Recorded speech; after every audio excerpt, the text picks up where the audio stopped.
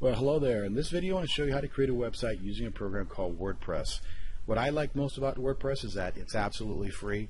There's nothing that I have to download. It's nothing that I got to pay for. So I think you're going to like that too. Before I show you exactly how to make a website using Wordpress, I want to talk to you real quickly about hosting your website. I think it's really important that from the very beginning you pick a company that's going to fulfill not only your immediate needs but your future needs. And what I mean by that is, if you're going to get into the business of making websites for other people, if that's just an idea for you, then there's a company that you want to use called Media Temple. Media Temple provides you with enough web space to build as many websites as you want, and for a really inexpensive price. And not too many people know about them, so you're not going to be slowed down by load up speeds, and you're not going to have to be calling the company up to complain about trouble with your website coming up in a timely fashion. So that's who I recommend if you're going to build multiple websites and if you want to get into the web page building business. On the other hand, if you're just going to have one website with a lot of web pages and probably going to stop at around 200 web pages of information, then there's a company called HawkHost. They're a really good company. They've been around for a long time, and their prices are less expensive than even the most popular companies that are out there. And again, you want to avoid slow uploading speeds, so that's one of the benefits of using this company, is that not as many people know about this company as compared to some of the ones that are advertising all over the place. The other thing I want to talk to you about is a domain name and where to get that from. Everybody knows about the most popular domain name companies are out there because they advertise on the football games and the Super Bowls, but the company that I like to use is a company called NameSilo. They cost $8.99, and when you renew your domain, it also costs you $8.99. And as compared to with using some of the more popular companies, what they do is they'll come in at $8.99, but then the following year it ends up costing you $14.99. In addition to that, they also give you a service which provides you with privacy for your ownership information, meaning that no one can just go up into the web and type in your personal information. So that protects you from a lot of different schemers that are out there that will try to not only steal your domain name but your website, hack into it, and also try to mess around with your personal credit information. So they give you that for free, and that's one of the things that I like about it. I'm also going to talk to you about editing your website, get into customizing your website so it gives you the look and feel that you want for your online presence. And if we got time, then I want to talk to you about making money with your website, generating leads, taking payments online, ranking your website, getting traffic, and protecting your website. All right, so those are things we're going to cover, so let's get started. All right, so I just want to take you real quickly over to the hosting company websites to show you what they look like. Here's the website for Media Temple. What you get here, what you want to do is select Grid Web Hosting. It's $20 a month, and that is the shared hosting plan. They give you plenty of space, by the way. You get 100 gigabytes of storage space and 1 terabyte of transfer per month, which is a lot of transferring, which means the uploading and the downloading of your web pages. So you're not going to have to worry about slow speeds for your web pages to come up.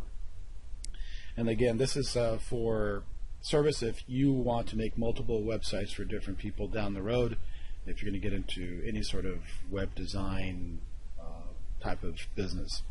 Now, if you're just going to have one website and just do your own thing, then I recommend HawkHost. And if you click on web hosting tab, the web hosting tab on top, it'll tell you what the prices are for them. These are their prices right here. It starts off at $3.29 per month if you pay it 1 year in advance. If you pay month to month, well, they don't offer that. I paid for a whole year in advance. It's not much money. It's like, what, $36 or something like that. Now you can go. There are a lot of people that tell you to go over to HostGator. They're going to give you their affiliate link for them. If you'll see here, their starting price is $396. That's for the first month.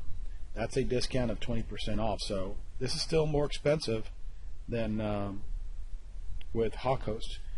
I've used HostGator before. I know a lot of people promote them, and they're not going to say anything bad about them. But I'll be real honest with you.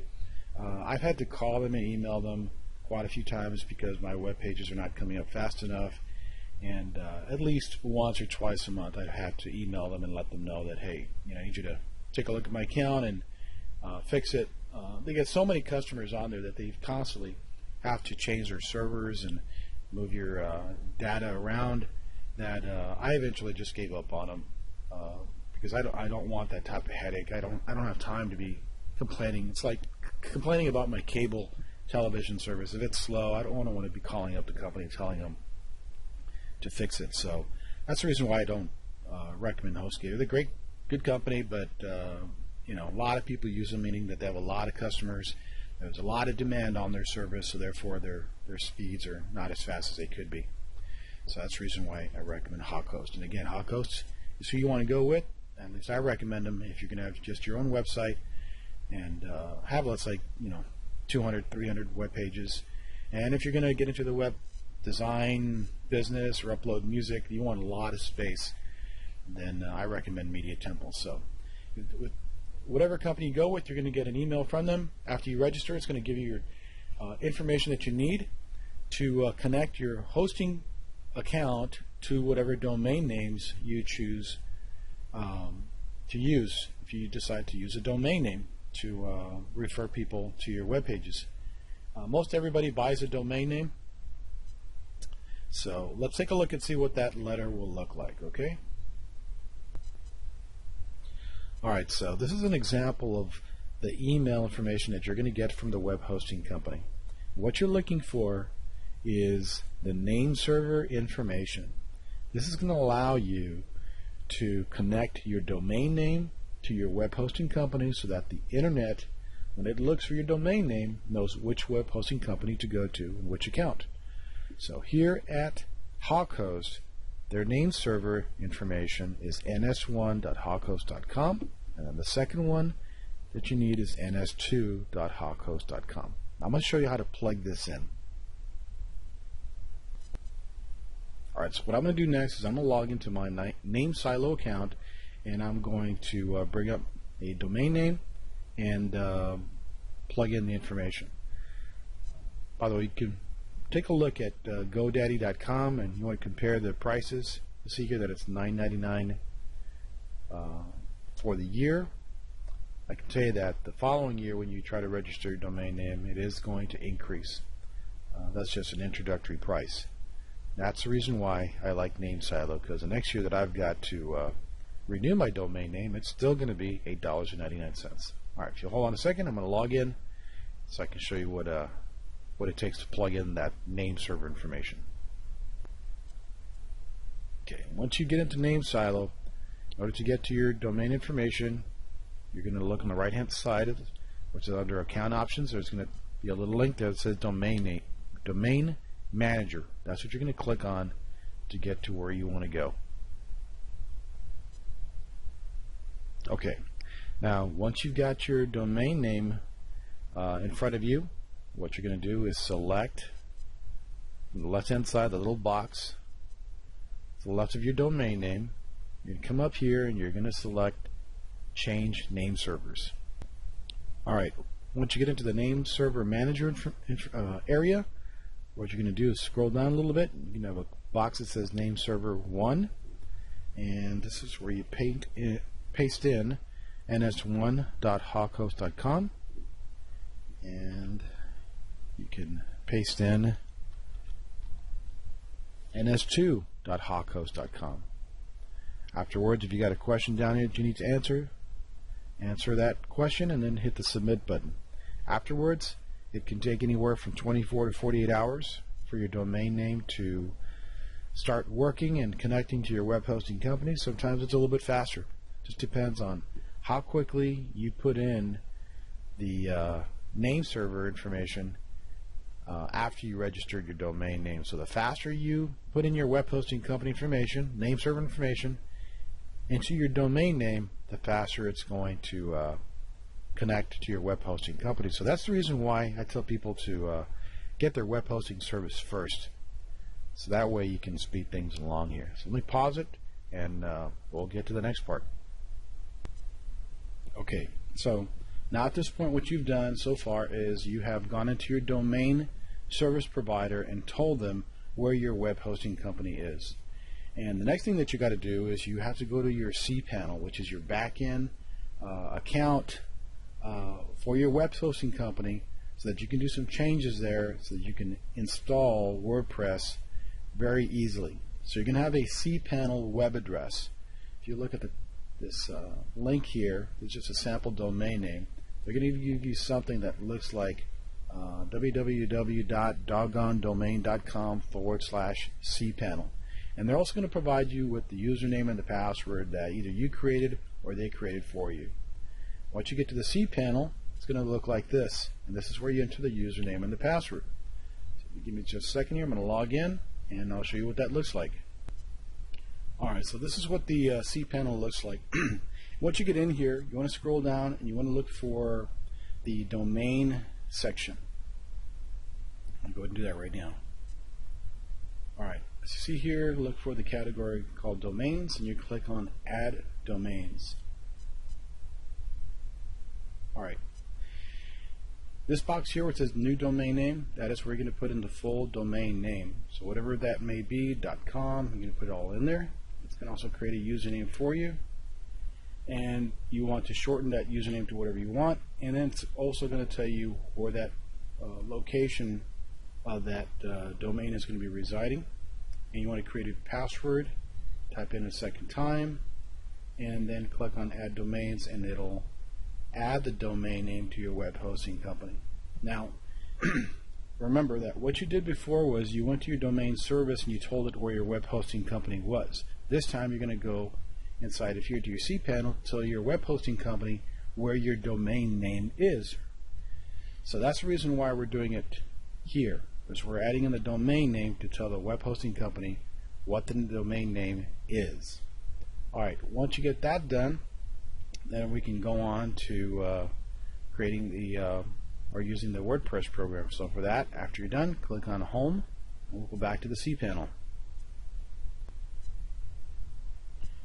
Alright, now once you get back to the cPanel, you're going to scroll down and look for Software Services and find Fantastico, which is a smiley face. You're going to click on that.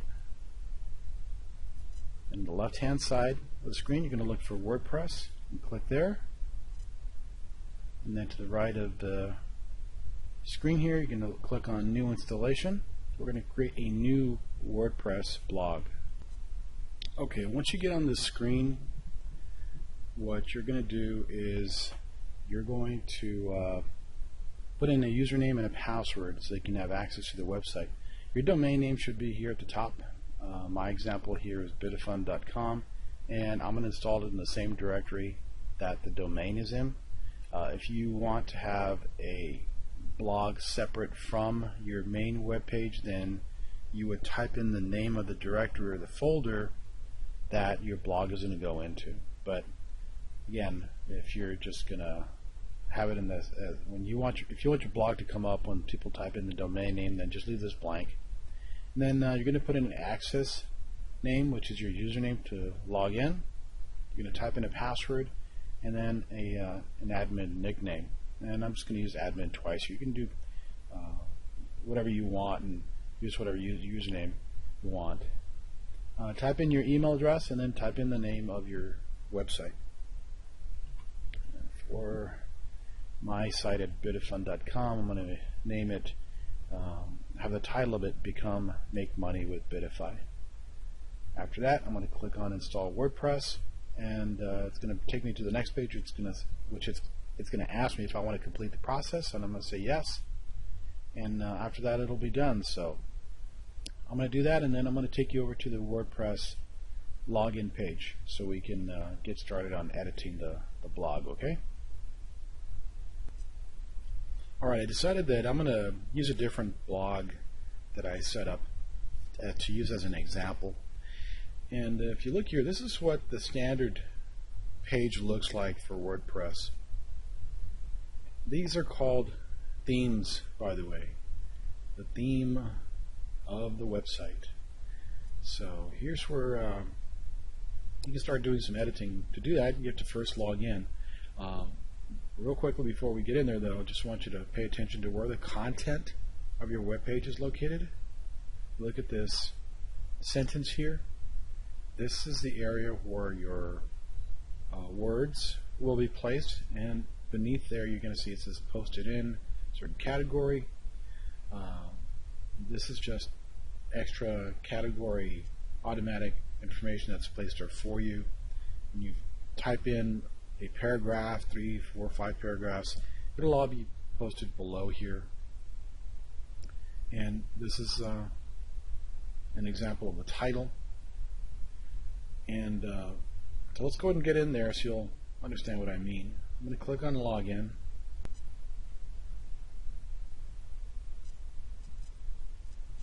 Okay, we're now inside the website. And on the home page that we just saw a minute ago, we're going to try to locate that page of information. I'm going to look on Posts here. Go to Hello World. It says Welcome to WordPress. This is your first post. Edit or delete it. Alright. And just to show you that this is what the home page is showing. It says Welcome to WordPress. This is your first post. So sure enough, this, under the Post section, is where this information is coming from.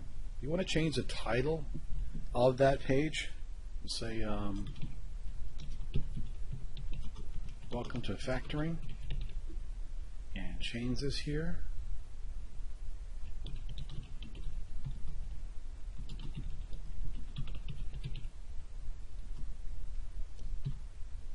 You click on Update. I go back to Factoring and I refresh the page. You'll see that the title of the page changed to Welcome to Factoring, and also the body of the message, the content, which is Welcome to my personal page about factoring. Alright, the next thing is you want to separate your information. You can do that by having pages that are then listed on the menu bar here.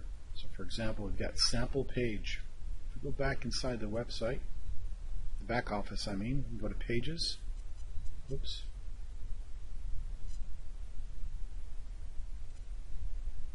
You'll see there it says sample page. We can change that. Change the title. Call it About Us. See this. There we have some content inside here. Just going to click on Update. Go back to the web page, refresh it, and that's changed. There's now About Us. And the same content that's on that page is being reflected here. So whatever you want to change to display, it's going to be inside of your back office here. You can get rid of all this if you want to. You just highlight it, hit delete, hit update, go back here to the page, refresh it, and you'll see that I got rid of all the About Us information. So this is a very simple example of how to create a website and create as many web pages as you want using WordPress. To create a new page, all you do is click on Add New under Pages. If you want a brand new post, you'll click on Add New in the Post section.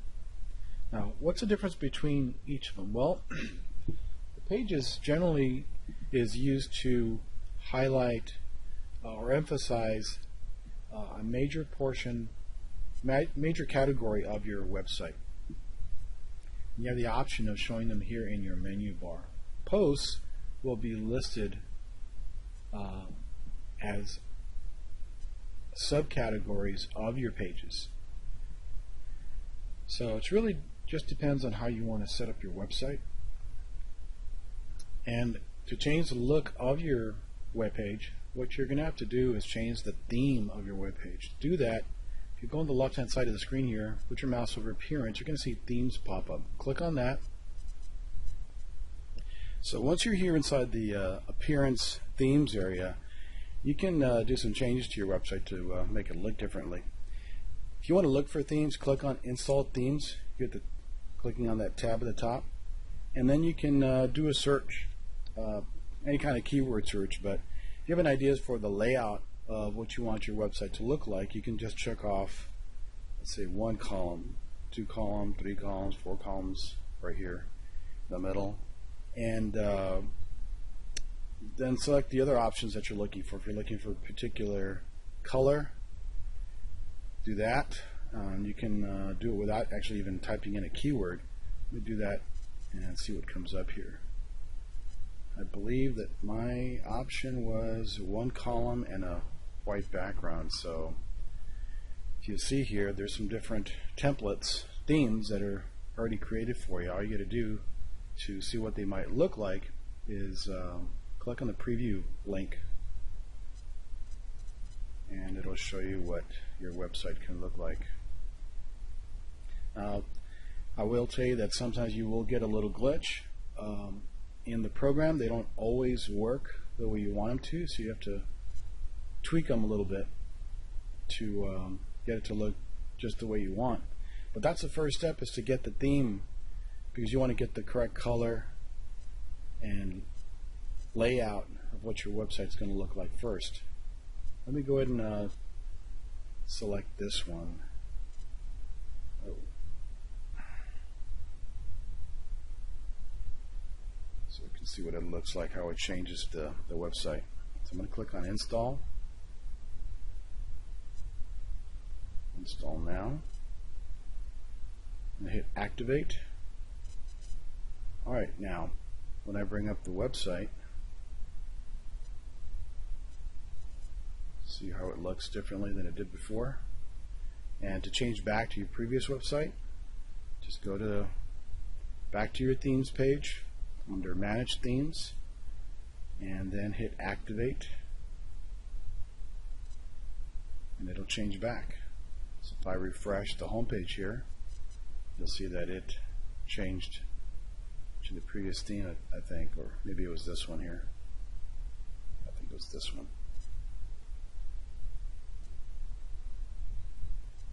There we go. Alright, so that's how easy it is to change your theme. I've got some more tips for you. Like I said, I want to talk to you about getting traffic, generating some money from your website, taking payments, stuff like that. And I'm going to cover that on my blog. There'll be a link for that below this video. So if you'll do that, go on over to how to create a website quick.com, and I'll share those other tips with you and give you some more videos. Okay? Thanks for listening, and you have a great day.